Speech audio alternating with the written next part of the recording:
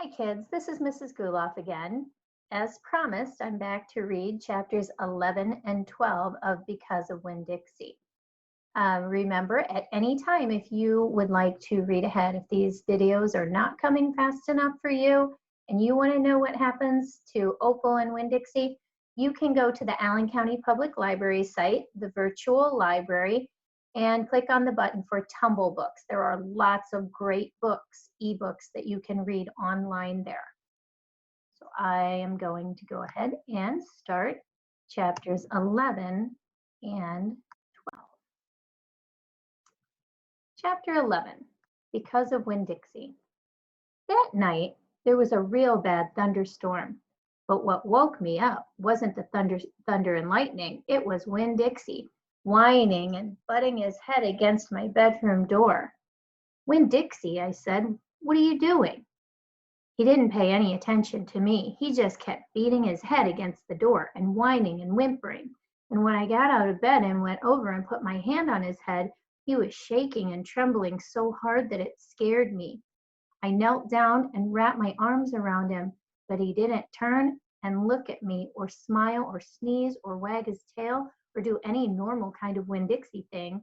He just kept beating his head against the door and crying and shaking. You want the door open? I said. Huh? Is that what you want? I stood up and opened the door, and Winn Dixie flew through it like something big and ugly and mean was chasing him. Winn Dixie, I hissed, come back here. I didn't want him going and waking the preacher up.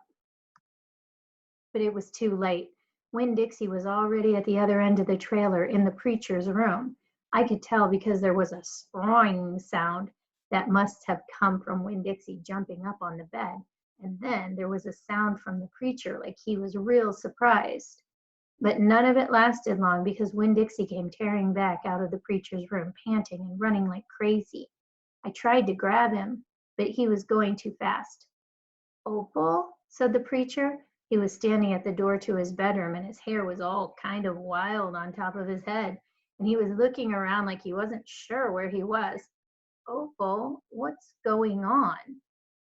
I don't know, I told him, but just then there was a huge crack of thunder, one so loud it shook the whole trailer, and Winn Dixie came shooting back out of my room and went running right past me, and I screamed, Daddy, watch out! But the preacher was still confused.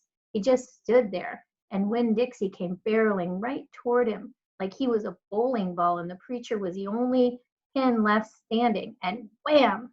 They both fell to the ground. Uh-oh, I said. Opal, said the preacher. He was lying on his stomach, and Winn Dixie was sitting on top of him, panting and whining. Yes, sir, I said.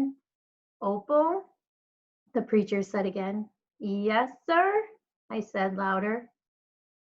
Do you know what a pathological fear is? No, sir, I told him.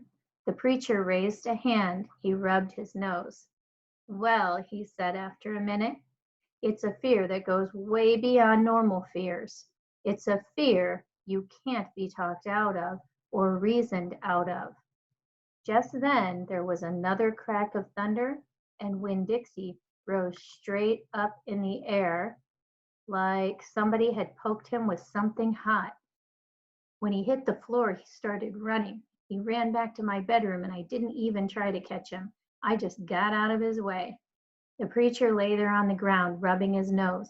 Finally, he sat up. He said, Opal, I believe Winn Dixie has a pathological fear of thunderstorms. And just when he finished his sentence, here came Winn Dixie again, running to save his life.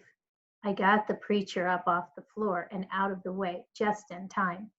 There didn't seem to be a thing we could do for Winn Dixie to make him feel better, so we just sat there and watched him run back and forth, all terrorized and panting. And every time there was another crack of thunder, Winn Dixie acted all over again, like it was surely the end of the world. The storm won't last long, the preacher told me, and when it's over, the real Winn Dixie will come back. After a while, the storm did end. The rain stopped, and there wasn't any more lightning, and finally the last rumble of thunder went away, and Winn-Dixie quit running back and forth and came over to where me and the preacher were sitting and cocked his head like he was saying, "What in the world are you two doing out of bed in the middle of the night?" And then he crept up on the couch with us in this funny way he has, where he gets on the couch an inch at a time, kind of like sliding himself onto it, looking off in a different direction like it's all happening by accident, like he doesn't intend to get on the couch, but all of a sudden, there he is. And so the three of us sat there. I rubbed Winn-Dixie's head and scratched him behind the ears the way he liked. And the preacher said, "There are an awful lot of thunderstorms in Florida in the summertime." "Yes, sir," I said. I was afraid that maybe he would say we couldn't keep a dog who went crazy with pathological fear every time there was a crack of thunder. "We'll have to keep an eye on him," the preacher said. He put his arm around Winn-Dixie. "We'll have to make sure he doesn't get out during a storm. He might run away. We have to make sure we keep him safe." "Yes, sir," I said again. All of a sudden, it was hard for me to talk. I loved the preacher so much. I loved him because he loved Winn-Dixie. I loved him because he was going to forgive Winn-Dixie for being afraid. But most of all, I loved him for putting his arm around Winn-Dixie like that, like he was already trying to keep him safe. Chapter 12. Me and Winn-Dixie got to Gertrude's Pet so early for my first day of work that the close sign was still in the window. But when I pushed on the door, it swung open, and so we went on inside. I was about to call out to Otis when we were there, but then I heard music. It was the prettiest music I have ever heard in my life. I looked around to see where it was coming from, and that's when I noticed that all the animals were out of their cages. There were rabbits and hamsters and gerbils and mice and birds and lizards and snakes, and they were all just sitting there on the floor like they had turned to stone, and Otis was standing in the middle of them. He was playing a guitar, and he had on skinny pointy-toed cowboy boots, and he was tapping them while he was playing the music. His eyes were closed, and he was smiling. Winn-Dixie got a dreamy kind of look on his face. He smiled really hard at Otis, and then he sneezed, and then his whiskers went all fuzzy, and then he sighed and kind of dropped to the floor with all the other animals. Just then, Gertrude caught sight of Winn-Dixie. "Dog!" she croaked, and flew over and landed on his head. Otis looked up at me. He stopped playing his guitar, and the spell was broken. The rabbit started hopping, and the birds started flying, and the lizard started leaping, and the snake started slithering. And Winn-Dixie started barking and chasing everything that was moving. And Otis shouted, "Help me!" For what seemed like a long time, me and Otis ran around trying to catch mice and gerbils and hamsters and snakes and lizards. We kept on bumping into each other and tripping over the animals, and Gertrude kept screaming, "Dog, dog!"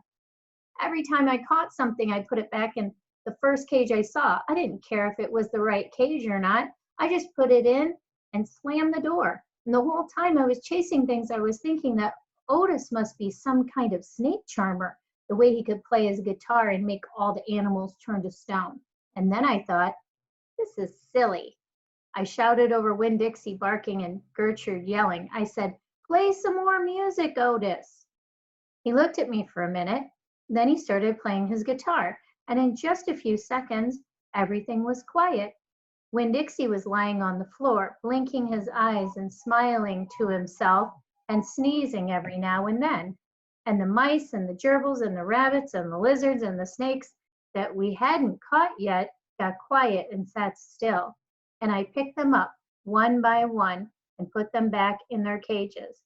When I was all done, Otis stopped playing. He looked down at his boots. "I was just playing them some music. It makes them happy." "Yes, sir," I said. "Did they escape from their cages?" "No," Otis said. "I take them out. I feel sorry for them being locked up all the time. I know what it's like being locked up. You do? I said. I have been in jail, Otis said. He looked up at me real quick, then looked back down at his boots. You have? I said. Never mind, said Otis. Are you here to sweep the floor? Yes, sir, I told him. He walked over to the counter and started digging through a pile of things, and finally he came up with a broom. Here, he said, you should start sweeping. Only he must have gotten confused. He was holding out his guitar to me instead of the broom. With your guitar? I asked. He blushed and handed me the broom, and I started to work.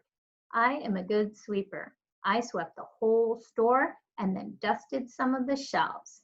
The whole time I worked, Winn-Dixie followed me and Gertrude followed him, flying behind him and sitting on his head and his back and croaking real quiet to herself. Dog, dog.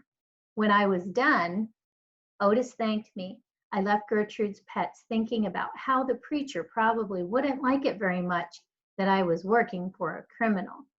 Sweetie Pie Thomas was waiting for me right out front. I seen that, she said. She stood there and sucked her knuckle and stared at me. Seen what? I said. I seen all them animals out of their cages and keeping real still. Is that man magic? She asked. Kind of, I told her. She hugged Winn-Dixie around the neck. Just like this grocery store dog, right? Right, I said. I started walking and Sweetie Pie took her knuckle out of her mouth and put her hand in mine. Are you coming to my birthday party? She asked. I surely am, I told her. The theme is pink, she said. I know it, I told her. I gotta go, she said all of a sudden. I gotta go and tell my mama about what I seen. I live right down there in that yellow house. That's my mama on the porch. You see her? She's waving at you. I waved at the woman on the porch and she waved back. And I watched Sweetie Pie run off to tell her mama about Otis being a magic man. It made me think about my mama and how I wanted to tell her the story about Otis charming all the animals. I was collecting stories for her. I would also tell her about Miss Franny and the bear and about meeting Gloria Dump and believing for just a minute that she was a witch. I had a feeling that these were the kind of stories my mama would like, and the kind that would make her laugh out loud, the way the preacher said she liked to laugh.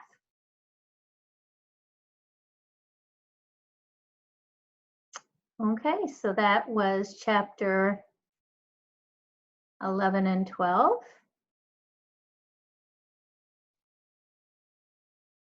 And in that chapter, one of the things we found out about Winn-Dixie is that he has a pathological fear of thunderstorms. So that is a fear that he can't be reasoned out of. It's also probably hard to reason him out of the fear because he's a dog and doesn't understand everything that you say. But people can have pathological fears as well. So if you are afraid of something, sometimes it helps to write it down. And sometimes it doesn't seem so scary once you write it down on paper. Remember, you can go to the Allen County Public Library if you choose, and you can go to Tumble Books and keep reading. Thank you, and I will see you in the next 2 chapters.